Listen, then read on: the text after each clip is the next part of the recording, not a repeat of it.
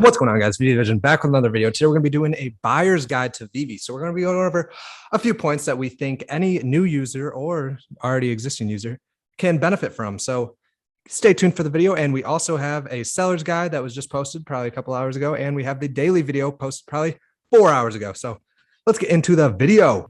Disclaimer, we are not professionals. We are not financial advisors. This is not financial advice. Do your own due diligence and enjoy the video. All right. So we first want to start with the best time to buy is usually right at drop. So this is like talking about drop day and not like the second it comes out, because we talk about this in seller's video. But if you go down here, you see FA7 of 1,006 or 16,500 remaining.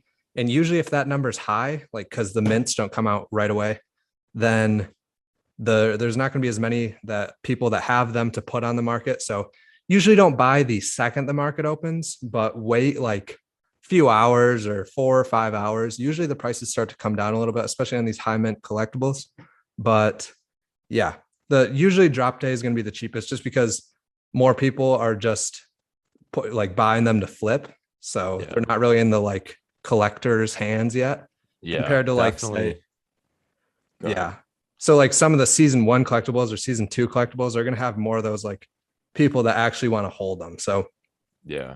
Just remember that drop day is usually the best. The next thing we got look for mints. So especially on drop day for this one, people will be listing good mints all the time because they don't know better. And this is the best time to snag up some good mints because like I didn't really look for Storm today, but usually if it's a collectible like I really like, then I'll just sit there refreshing. And if I see a good mint for a decent price, I'll end up getting that because people in the long run are going to be ending up looking for these low mints, especially if there's a lot of mints for a collectible.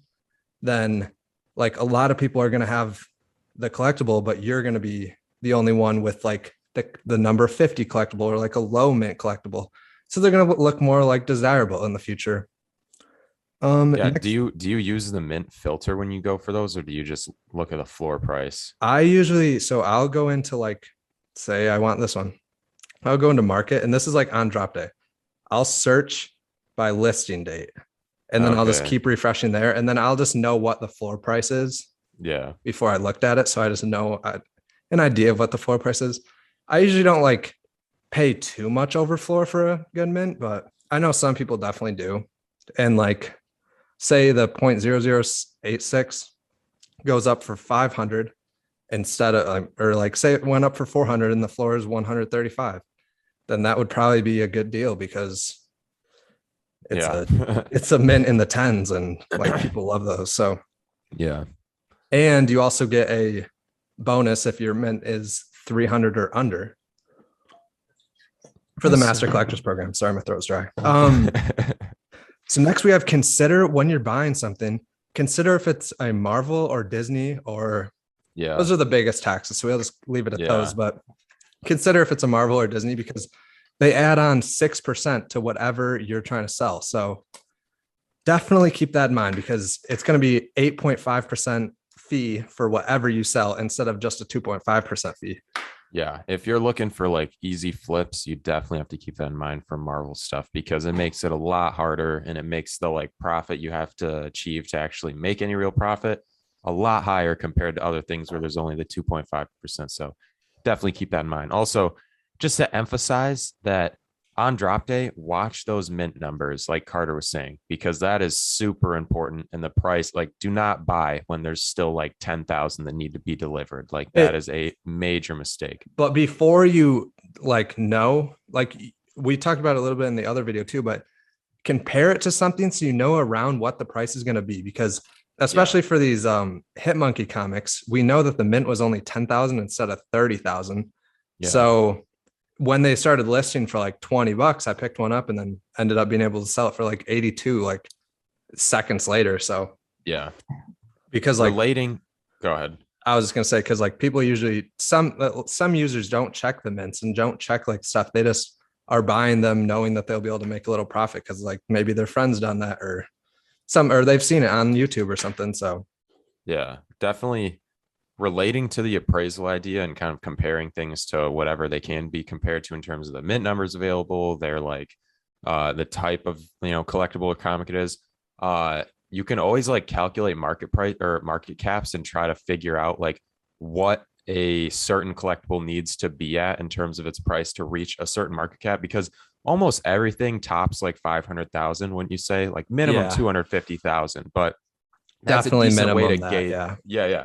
That's a decent way to gauge like where it should end up at the end of the day long term, because pretty much everything has between 250 to 500,000 like in that collectible or at that floor price. So you can like, calculate. And if you don't know how to calculate that, we talk about it in previous videos, or it's literally just the floor price times the total number of collectibles available for that. And so definitely look into that. It gives you a general idea of where that price should be sitting, and it's kind of helpful to gauge, where you should buy.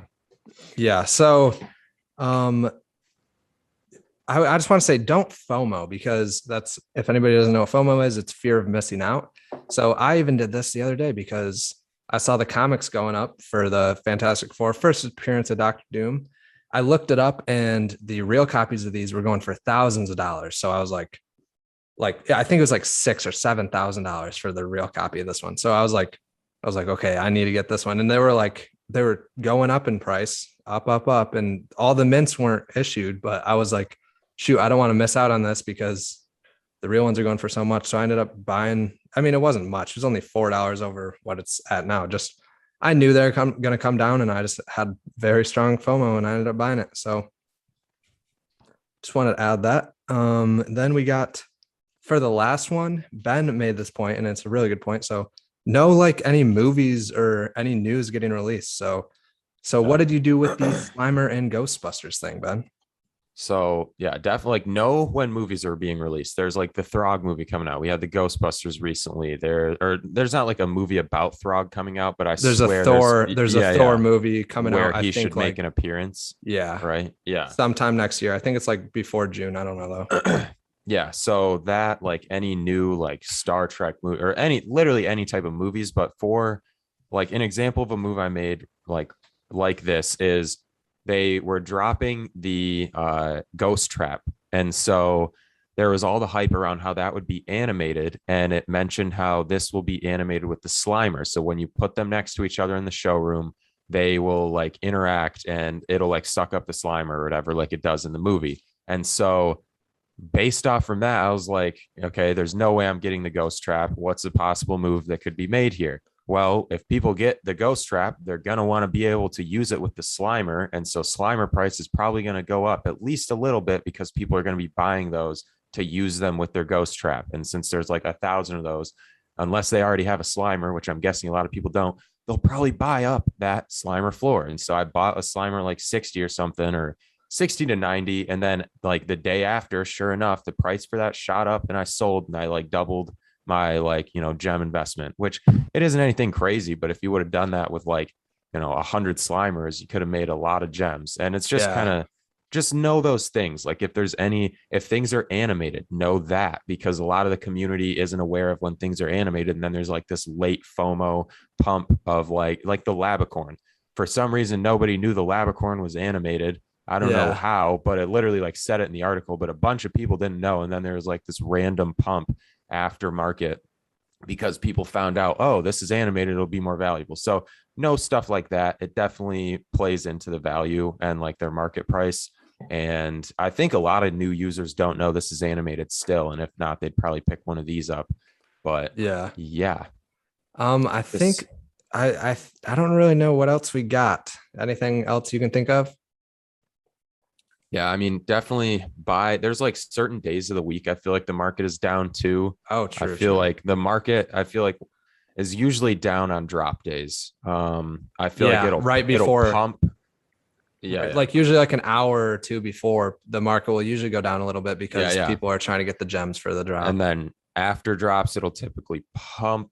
If people are making profit, they'll usually move it around and buy other things that have dropped before the drop. And then there's like, I don't know. I feel like if there's a gap, like over the weekend, if there isn't any drops and the next drop is like Tuesday and it's Friday, I feel like the prices usually go up just because people are wanting to like buy or do something in the app. And so people get bored. Yeah. And so, yeah, just kind of feel that out. But mainly just get used to it, know the community, know any like, inside information about collectibles, like if they're animated movies coming out, anything like that, which they've been doing a lot of drops related to movies and TV series coming out. So just keep that stuff in mind. And yeah, don't buy any.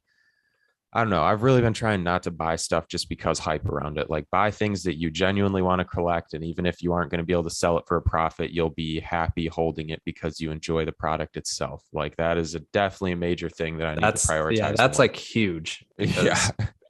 Especially with this master collectors program and everything coming out, like make sure you're buying the things you like and not just doing it for the master collectors, because the price could easily go down and then you're like, why am I holding this? I don't even like it. And then you sell it for a loss and then it goes back up. So yeah, I mean, just keep things that like if the price drops a little bit, you're going to be happy with in the long term. So yeah, keep that long term in mind too, because if migration comes in Immutable X, people pay so much more for different floor prices of projects on like OpenSea and stuff compared to this. So also kind of keep in mind, like, if you're worried about, like, I was worried about spending like 300 or 400 on a Labbit.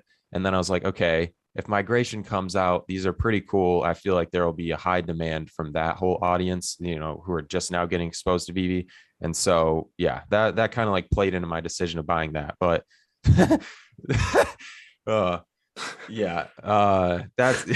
that's all I have. That's all I have too. So if you guys like the video, drop a comment down below. Also, like what you guys think about this. If you have any other buyer tips, and if you guys like the video, drop a like, subscribe if you want to see more. Hit the little bell icon next to the subscribe button if you haven't been notified whenever we post. This is Veve Vision, and we'll see you guys in the next video. Let's go, homies. Let's go, homie. Let's go.